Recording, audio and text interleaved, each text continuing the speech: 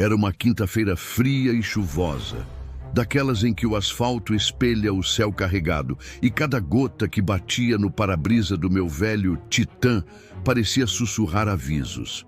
Meu nome é João e já são mais de 30 anos de estrada, cruzando esse Brasil de ponta a ponta.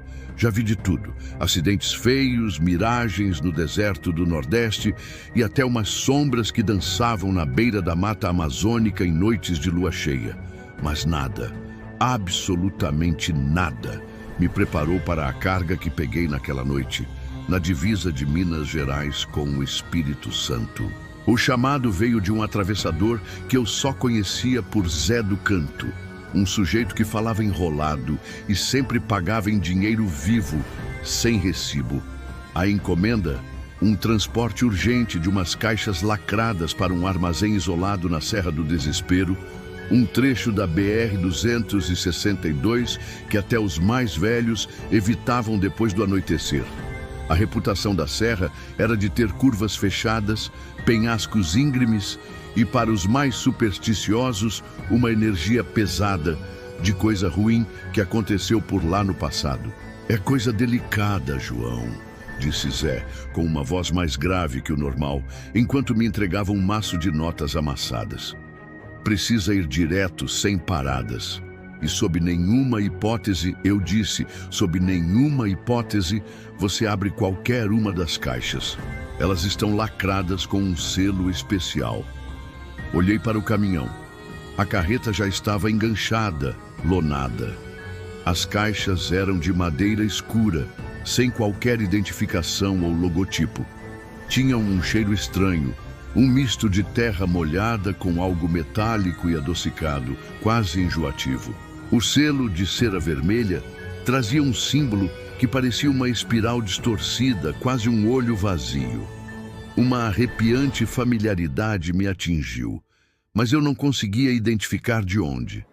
Engoli em seco. O dinheiro era bom, o triplo do que eu faria numa viagem normal. A gasolina estava cara e as contas apertavam. Fechado, respondi, ignorando o nó no estômago. A viagem começou sem intercorrências. O rádio só pegava chiado e, conforme eu me aprofundava na serra, a escuridão da Mata Atlântica fechava o horizonte. As árvores pareciam garras retorcidas, estendendo-se para a estrada, e a neblina rastejava como um cobertor gélido, diminuindo a visibilidade para poucos metros. A luz do farol cortava um véu de umidade, revelando apenas a pista molhada e, ocasionalmente, os olhos brilhantes de algum animal na beira da estrada. Foi por volta das 2 da manhã que a primeira coisa estranha aconteceu. Eu estava em uma curva fechada, onde o caminhão inclina perigosamente, quando vi. No acostamento, bem na pontinha da ribanceira, havia uma mulher. Não estava pedindo carona, apenas parada, de costas para mim, olhando para o vazio. O que me chamou a atenção foi o vestido, branco, esvoaçante, como se fosse feito de névoa. Parecia a noiva de alguma lenda antiga. Diminuí a velocidade pensando em perguntar se precisava de ajuda, mas quando meus faróis a iluminaram, ela girou a cabeça. Não o corpo, apenas a cabeça, em um ângulo impossível. Seus olhos eram fundos, sem brilho, e a pele pálida, quase azulada. Mas o pior foi o sorriso. Um sorriso aberto que se estendia além dos limites de um rosto humano, mostrando dentes longos e afiados demais. Um calafrio gelado subiu pela minha espinha. Acelerei, o coração batendo descompassado. Olhei pelo retrovisor, mas ela havia sumido, como se nunca estivesse lá. Minhas mãos suavam no volante. Tentei racionalizar. Cansaço, ilusão de ótica. Mas a imagem daquele sorriso não saía da minha mente. Para piorar, comecei a ouvir. Não era o vento, nem o motor. Era um som vindo da carga. Um arranhão suave no começo, como unhas raspando madeira. Depois, um chiado abafado, como se algo estivesse se movendo lá dentro, se contorcendo. Eu jurei ter ouvido um gemido fraco, quase um lamento que parecia vir de dentro de uma das caixas. Apertei o passo, querendo que aquela viagem terminasse logo. O medo já era palpável na cabine. A cada curva, a neblina ficava mais densa, e eu sentia um frio que não vinha do ar-condicionado. As luzes do painel pareciam tremeluzir.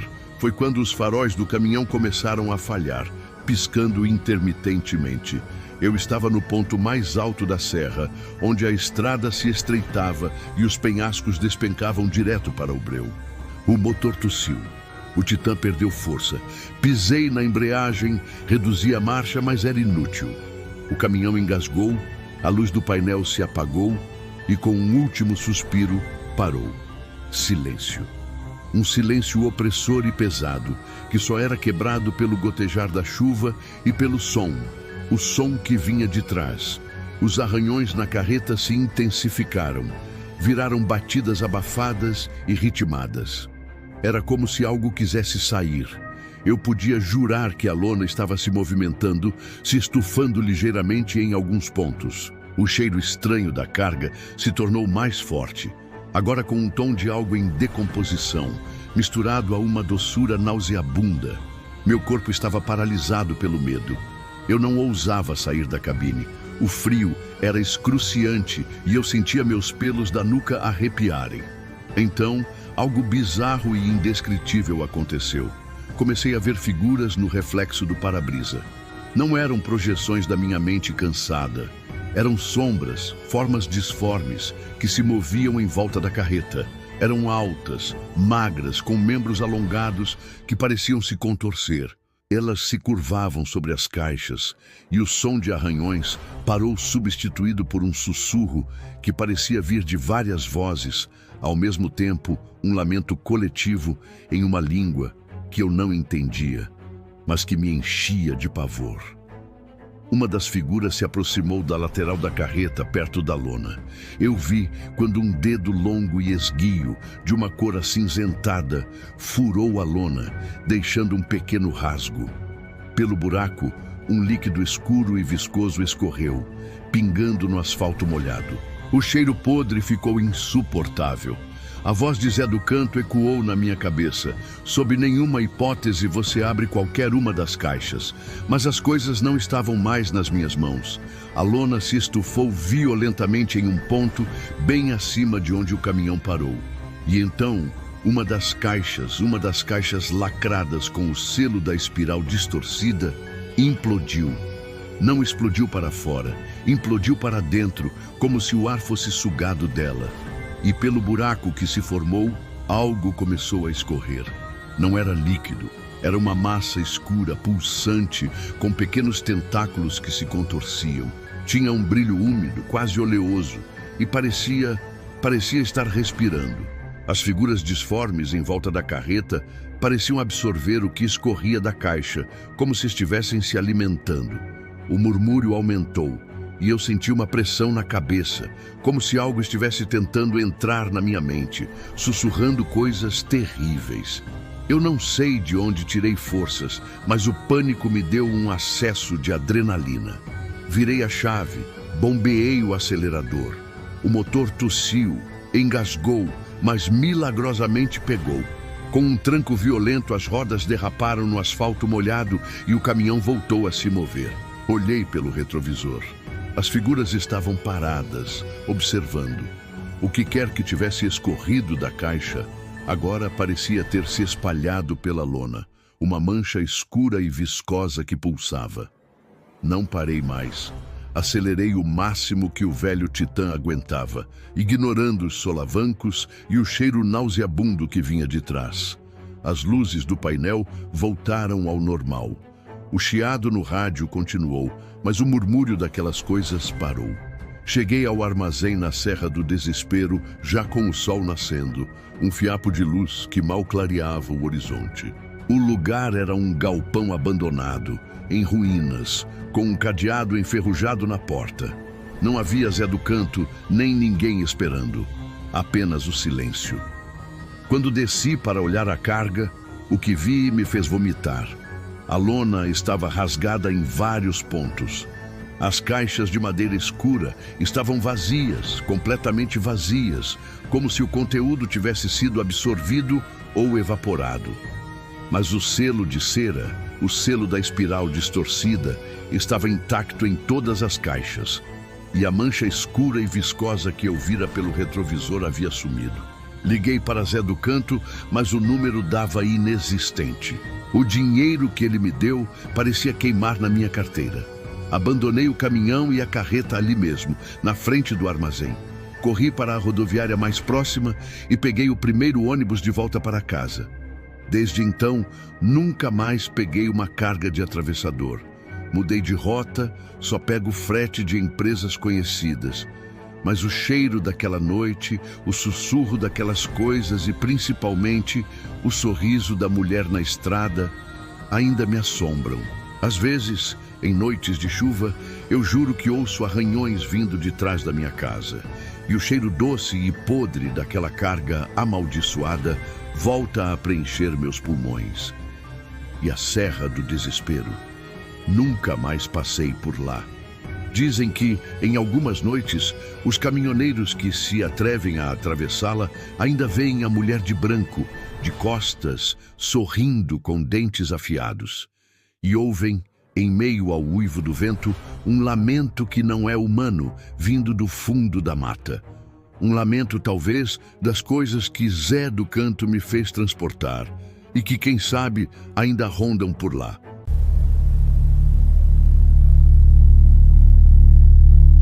O sol a pino castigava o asfalto da marginal Tietê, transformando o ar em uma massa densa e pegajosa.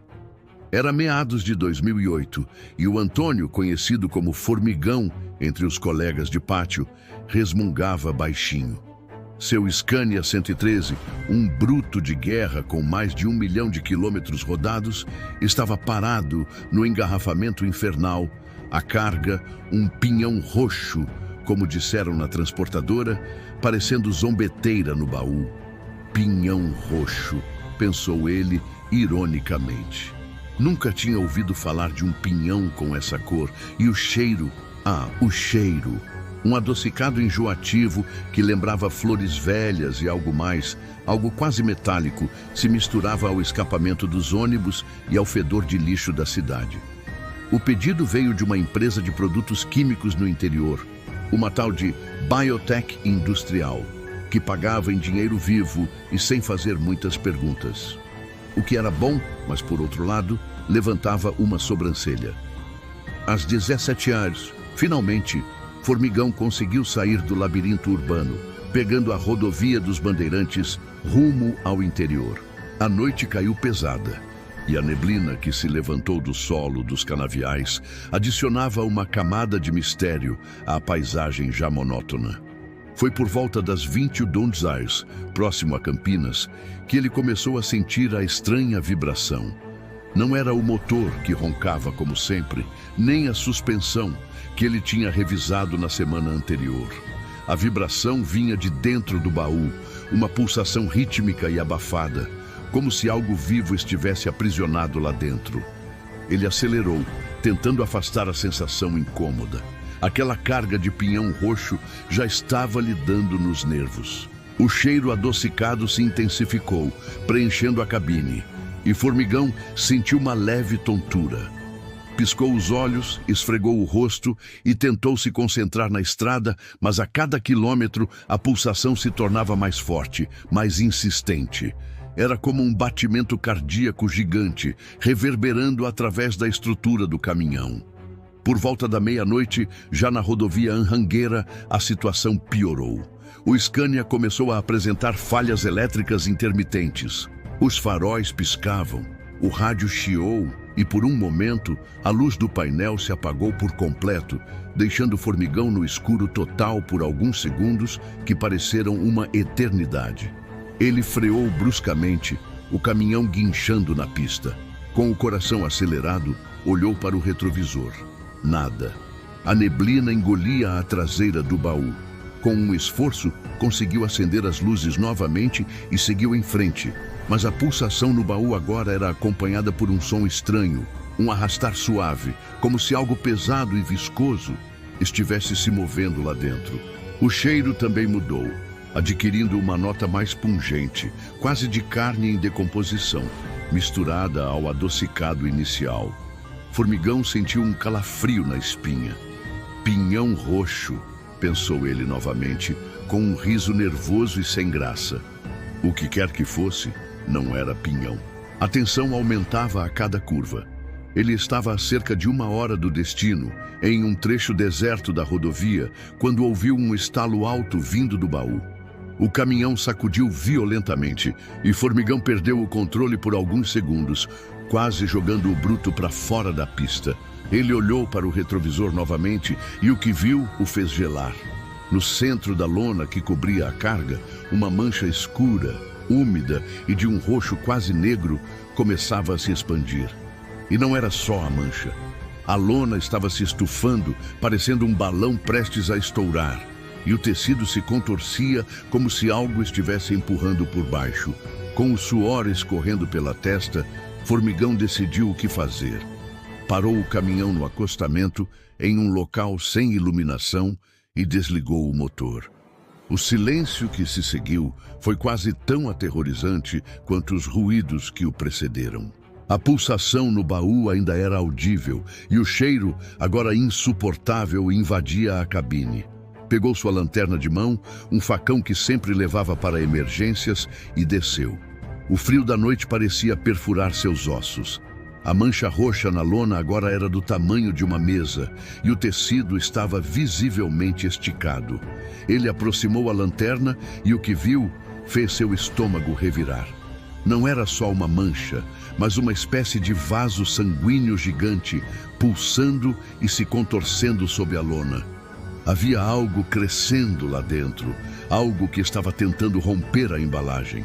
Com a mão tremendo, Formigão cortou um pequeno pedaço da lona na borda da mancha. O cheiro que escapou foi uma mistura de podridão, sangue e algo doce, quase floral. A luz da lanterna revelou uma massa disforme, gelatinosa e de um roxo vibrante, como a carne crua de um animal muito grande, mas com uma textura estranha, quase vegetal.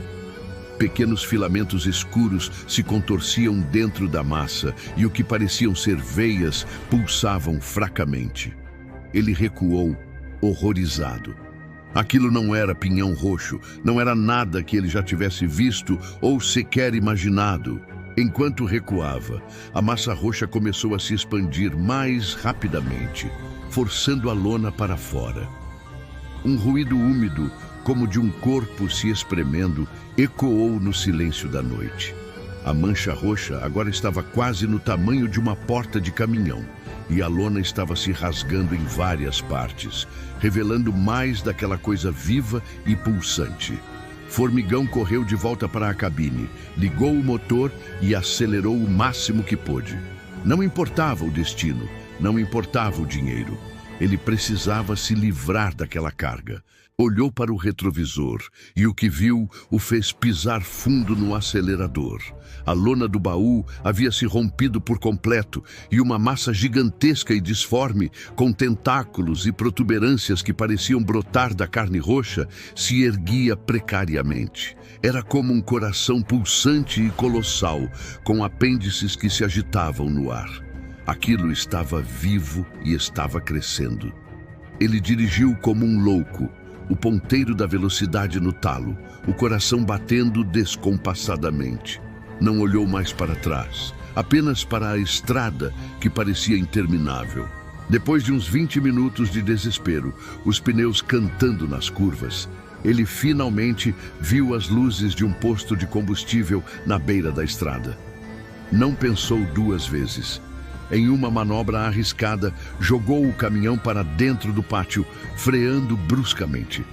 Assim que o Scania parou, Formigão abriu a porta e pulou da cabine, correndo como se sua vida dependesse disso. Ele se jogou no chão, ofegante, e olhou para trás. O caminhão estava parado, a traseira voltada para a entrada do posto. Os faróis do posto de combustível iluminavam fracamente o baú. A massa roxa ainda estava lá, mas parecia ter se retraído um pouco, talvez pela luz, talvez pela parada brusca. Ela ainda pulsava, mas menos intensamente. Formigão sentiu um arrepio gélido. Ele não podia simplesmente abandonar o caminhão ali. Tinha que fazer algo. Com a voz embargada, ele chamou o frentista, um rapaz jovem e sonolento. Moço, socorro! Tem alguma coisa nessa carga que não é normal. Eu juro, não é pinhão. O frentista olhou para o caminhão e depois para Formigão, que estava branco como um fantasma. O que o senhor está falando, meu senhor? Que pinhão? Só estou vendo uma lona rasgada. Formigão olhou para o caminhão e ali estava o choque final. A lona estava rasgada, sim, mas a massa roxa havia sumido. Havia apenas uma quantidade impressionante de um pó fino e roxo espalhado pelo chão do baú e um cheiro adocicado e enjoativo no ar. Ele subiu no caminhão, o coração ainda disparado. Onde estava aquela coisa? Não podia ter evaporado. Ele tocou o pó roxo. Era como talco, mas com uma leve umidade. Formigão passou o resto da noite no posto sem conseguir dormir. Tentou ligar para a transportadora, para a tal Biotech Industrial, mas ninguém atendeu. No dia seguinte, decidiu levar a carga até o destino, mesmo com o medo o corroendo. Quando chegou à Biotech, o local parecia abandonado. O portão estava enferrujado, as janelas quebradas. Não havia ninguém. Ele estacionou o caminhão e, sem saber o que fazer, resolveu descarregar o tal pinhão roxo. Abriu o baú. O cheiro adocicado e de carne em decomposição ainda estava lá, misturado ao cheiro metálico. No chão, apenas o pó roxo que ele varreu para um canto do baú. Formigão nunca mais soube o que era aquela carga. Ele largou o transporte de mercadorias no mês seguinte, assombrado pela imagem daquela coisa pulsante e roxa e o cheiro enjoativo que, por vezes, ainda o persegue em seus sonhos. O Scania 113 foi vendido para um ferro velho. Até hoje, quando passa por um canavial à noite ou sente um cheiro adocicado e estranho no ar, Antônio, o Formigão, ainda se lembra da noite em que transportou o pinhão roxo. E ele sabe que, em algum lugar nas estradas de São Paulo, algo estranho ainda pode estar se movendo, esperando para ser transportado.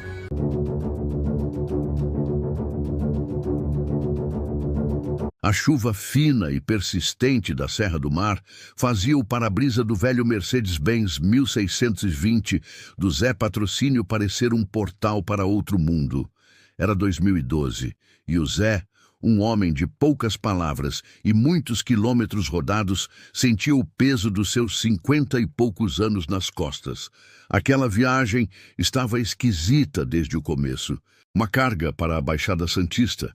Algo que a nota fiscal dizia ser fibras orgânicas, mas que cheirava a terra molhada e algo mais. Algo que ele não conseguia identificar, mas que o incomodava profundamente. O cheiro era quase hipnótico, entorpecedor. Zé Patrocínio não gostava de viajar pela Serra do Mar à noite, especialmente com chuva.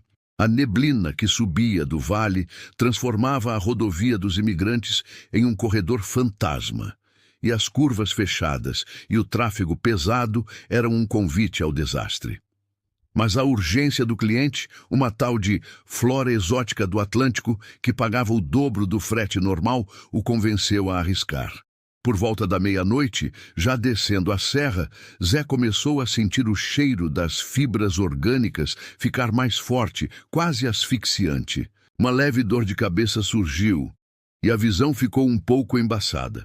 Ele piscou os olhos, esfregou as têmporas, mas a sensação não passava.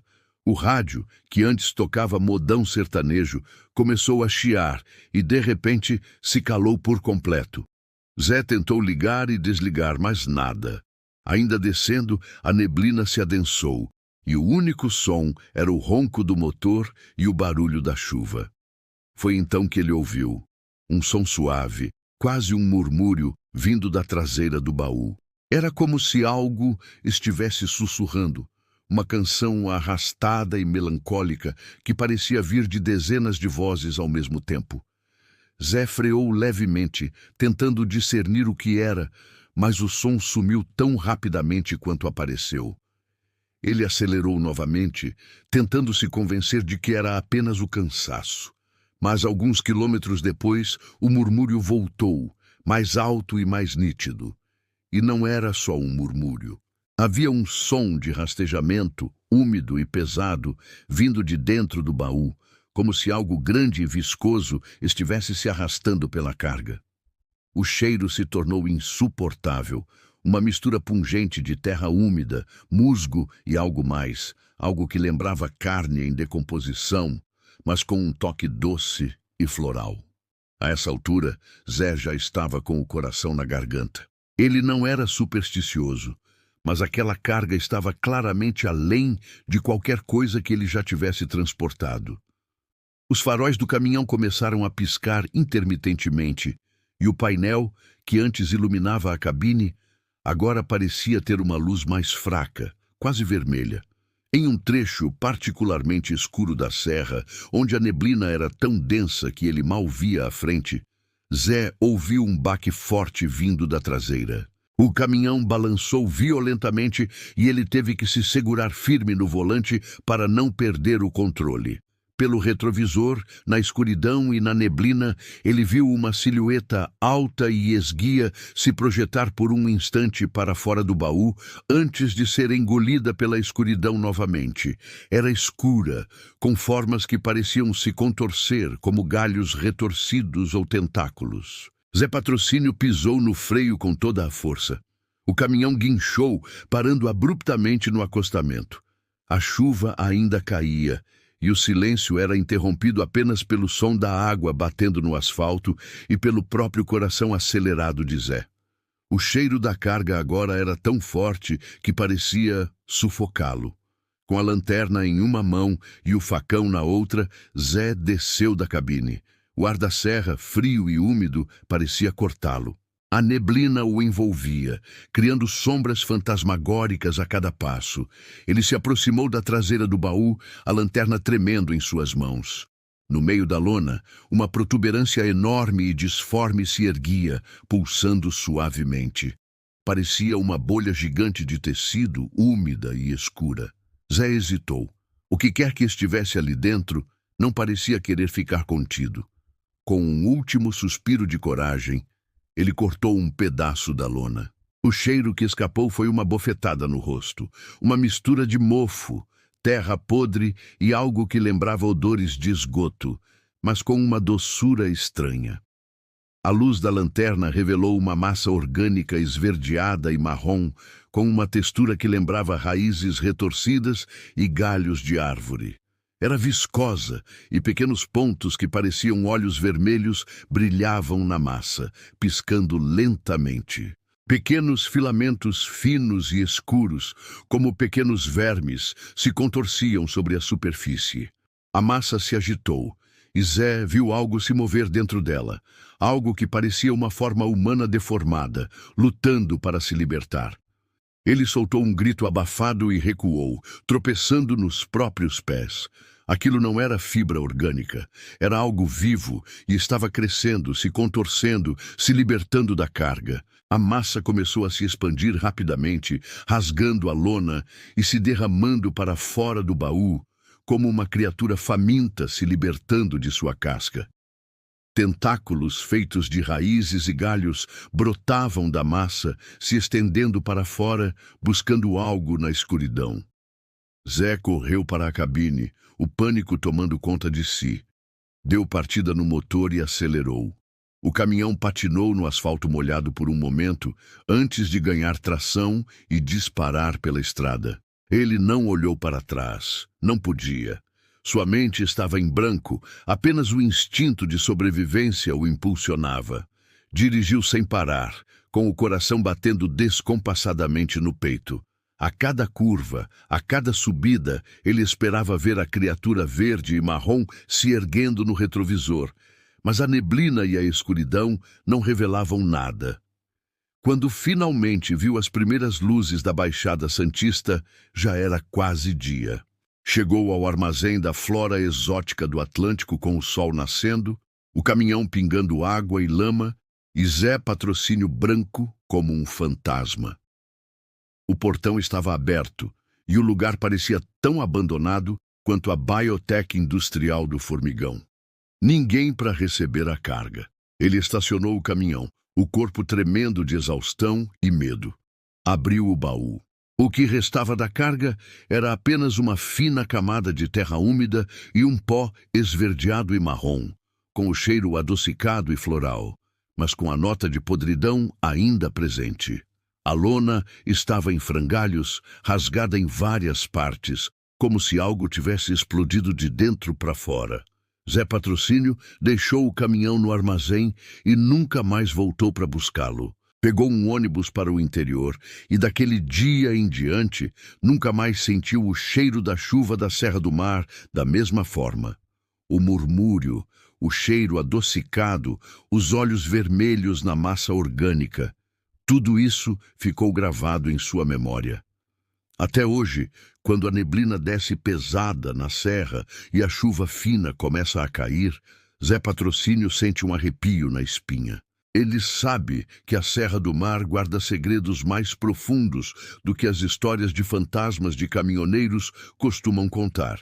E ele sabe que, em algum lugar naquelas estradas úmidas e escuras, algo pode estar esperando sua próxima viagem.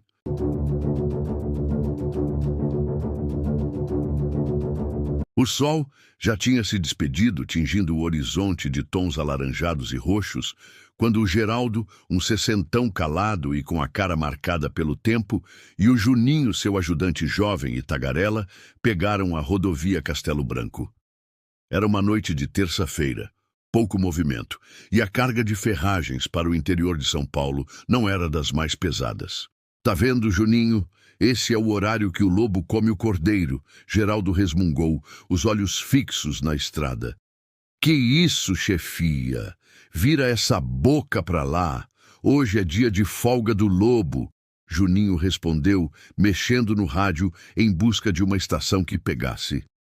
Eles seguiam viagem quando, num trecho deserto, perto de Itapevi, avistaram uma figura parada no acostamento. Um homem alto, de terno escuro, carregando uma mala de couro. Em plena Castelo Branco, àquela hora da noite, um homem engravatado parecia um peixe fora d'água. "Coitado do homem, Geraldo. Parece perdido", Juninho comentou. Geraldo hesitou. Ele não gostava de dar carona, ainda mais à noite. Mas o tempo seco e a aparência inusitada do sujeito o fizeram pensar. "Tá bom, mas fica esperto, Juninho. Mundo é cheio de maluco." Pararam o caminhão alguns metros à frente. O homem de terno se aproximou, calado. Ele tinha um rosto pálido, quase sem expressão, e olhos fundos que pareciam ver através deles. Um cheiro peculiar, algo como madeira velha e cera de vela, emanava dele. "Para onde o senhor vai?" Geraldo perguntou. "Para o interior", o homem respondeu com uma voz baixa e monocórdica, que parecia vir de algum lugar muito distante. "Até onde puderem ir." Juninho sentiu um arrepio. "Ué, Geraldo, ele não diz a cidade?" sussurrou. "Entra aí, moço", Geraldo disse, ignorando o ajudante. O homem subiu e se sentou entre eles. O silêncio na cabine ficou denso. O cheiro de madeira velha e cera se intensificou, misturando-se ao cheiro familiar de diesel e tabaco de Geraldo. Juninho tentou puxar conversa, mas o homem não respondia.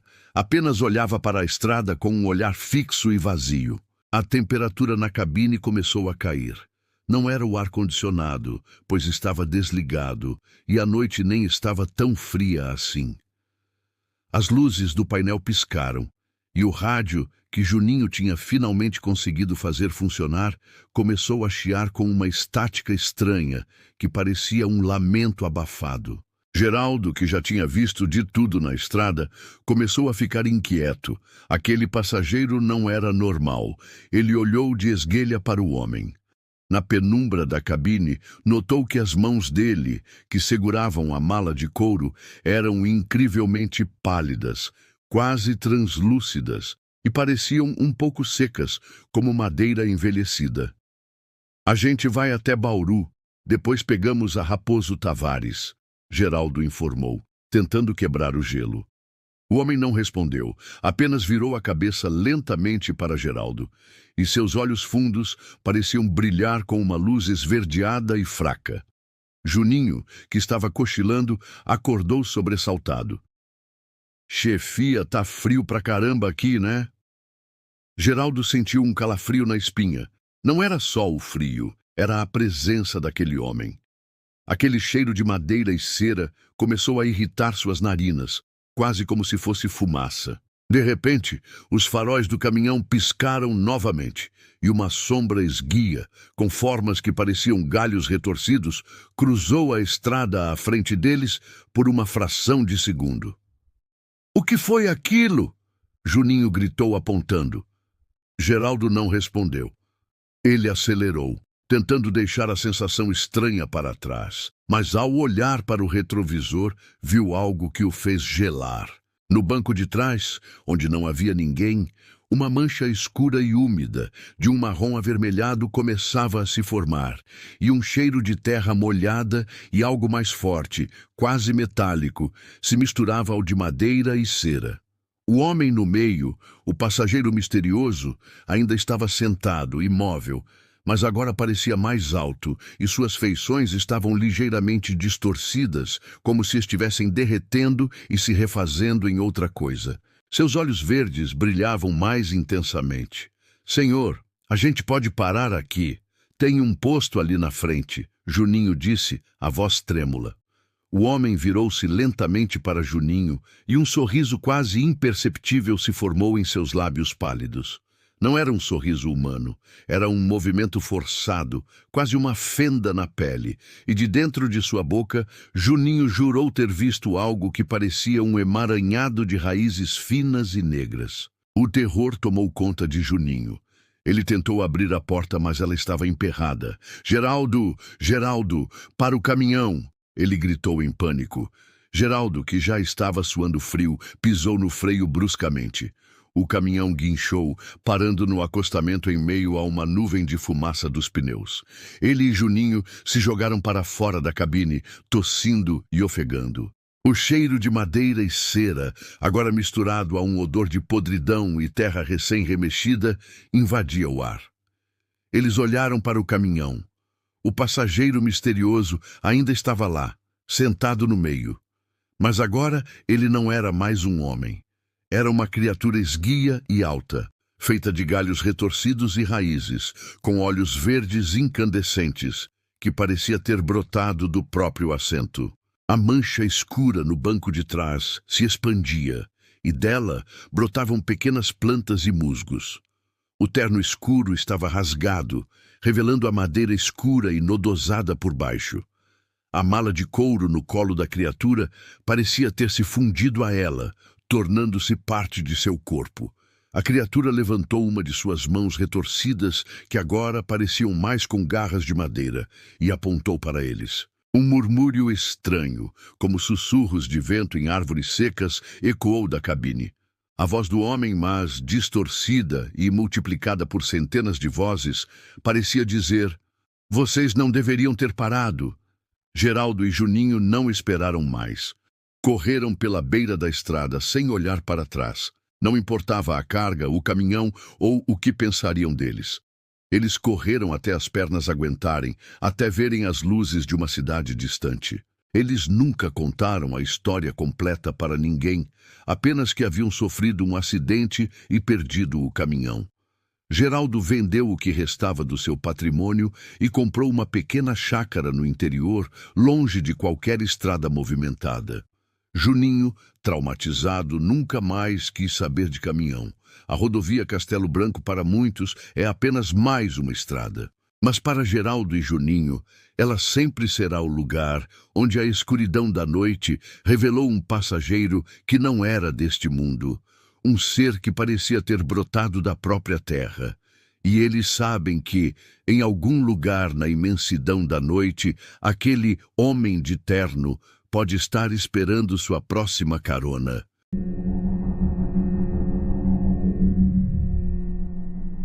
Café reforçado hoje, companheiro. Essa história ainda me tira o sono. E olha que já faz uns bons anos. Mas cada detalhe ficou cravado na minha memória como ferro quente. A noite daquele fatídico trecho entre Campinas e a divisa mineira era daquelas que a gente até evita ligar o rádio para não quebrar o silêncio denso. A neblina rastejava baixa em alguns pontos, parecendo fantasmas agarrados ao asfalto, e a lua, escondida atrás de um véu de nuvens, só deixava um breu pesado engolir a paisagem. Meu bruto, um Scania 113H, roncava manso na rodovia, engolindo quilômetros na escuridão. A carga de eletrônicos balançava levemente atrás de mim, um peso considerável que eu precisava entregar cedo em Belo Horizonte. Já passava das 2 da manhã e o cansaço começava a pesar nas pálpebras. Mas a adrenalina da estrada, aquela sensação de liberdade misturada com uma ponta de isolamento, me mantinha alerta. De repente, lá longe, onde os faróis cortavam a escuridão, surgiu uma silhueta no acostamento. A princípio, pensei que fosse um carro parado com problemas, mas conforme me aproximava, a forma alongada e imóvel não parecia um veículo. Reduzi a velocidade instintivamente. Naquela solidão, a gente se sente meio responsável um pelo outro, sabe? Vai que alguém precisava de ajuda. Mas à medida que os faróis iluminaram a figura por completo, a semelhança com algo humano começou a se esvair, dando lugar a uma sensação de profundo desconforto. Era alta, muito alta, talvez uns 2,5 metros, mas incrivelmente magra. Parecia um espantalho retorcido, feito de galhos secos e sombras. Não havia volume, apenas uma silhueta esguia contra o asfalto pálido. A cabeça parecia desproporcionalmente pequena para o corpo alongado, e não consegui discernir nenhuma feição, como se um véu escuro a cobrisse por completo. O frio que senti naquele momento não era da noite. Era um frio que vinha de dentro, um presságio gelado de que algo estava terrivelmente errado. O cheiro invadiu a cabine de repente, nauseabundo e sulfuroso, como se algo tivesse queimado há pouco tempo, misturado com um odor rançoso, quase de carne em decomposição. Tive que prender a respiração para não vomitar. A coisa continuava imóvel, como se estivesse plantada ali. Os braços pendiam ao lado do corpo, longos demais, finos como gravetos, e as mãos. Não consegui ver as mãos direito, mas pareciam terminar em pontas afiadas. As pernas eram ainda mais perturbadoras, finas como canas, pareciam se dobrar em ângulos impossíveis, como se os ossos estivessem quebrados e remendados de forma grotesca. Um instinto primitivo gritou na minha cabeça: "Não pare! Vá embora!" Mas a curiosidade mórbida, aquela que nos faz olhar para o abismo, mesmo sabendo que ele pode nos encarar de volta, me manteve ali, reduzindo a velocidade do caminhão quase a zero. Foi então que aconteceu. Lentamente, de uma forma que desafiava qualquer anatomia humana, a cabeça daquela coisa começou a girar. Não foi um movimento brusco, mas sim um giro lento e contínuo, como se estivesse desparafusando. Minha boca secou e o coração martelava no peito. Quando a cabeça completou 180 graus, os olhos apareceram. Não eram olhos como os nossos. Eram 2 pontos de luz vermelha incandescente, como brasas acesas na escuridão. Eles não piscavam, não se moviam. Apenas brilhavam com uma intensidade fria e penetrante, fixos em mim. Senti como se estivessem sondando minha alma, revirando meus medos mais profundos. Naquele instante, o tempo pareceu parar. O único som era o ronco baixo do motor do caminhão e o zumbido agudo nos meus ouvidos. O ar na cabine ficou denso, opressor. E então, eu ouvi. Era um som baixo, arrastado, como se pedras estivessem raspando umas nas outras. Não eram palavras, mas consegui sentir uma intenção ali, uma mensagem sombria que invadia minha mente. Pare, fique. O medo me paralisou por alguns segundos, mas o instinto de sobrevivência gritou mais alto. Pisei fundo no acelerador, fazendo o Scania urrar e disparar pela estrada. Olhei pelo retrovisor e vi a figura imóvel, mas aqueles 2 pontos vermelhos continuavam fixos em mim, como faróis de um carro fantasma na escuridão. Aquele olhar me perseguiu por quilômetros. Mesmo quando a figura sumiu na distância, eu ainda sentia aqueles olhos em minhas costas. O cheiro pútrido demorou a se dissipar da cabine. As mãos tremiam tanto que precisei segurar o volante com força para manter o caminhão na reta. Parei no primeiro posto de gasolina que encontrei, já quase amanhecendo. Bebi uns 3 cafés seguidos, mas o tremor não passava. Contei para o frentista, um senhor de rosto marcado pelo sol e pela estrada, mas ele apenas balançou a cabeça com um olhar vago, como se já tivesse ouvido histórias parecidas. Estrada tem dessas coisas, filho. A gente vê o que não quer, ele murmurou, antes de voltar para seus afazeres. Cheguei em Belo Horizonte exausto, com a sensação de ter escapado por pouco de algo terrível. Demorei semanas para conseguir dormir uma noite inteira sem acordar sobressaltado. Evito aquele trecho da BR-381 como o diabo foge da cruz. E até hoje, quando viajo sozinho à noite e sinto aquele cheiro estranho no ar, meu coração dispara e a imagem daqueles olhos vermelhos volta a me assombrar. Tem coisas nessa estrada, companheiro, que a gente não consegue explicar. Coisas que a ciência não alcança. E eu tive o azar de cruzar o caminho de uma delas naquela noite fria. Uma noite que eu jamais vou esquecer.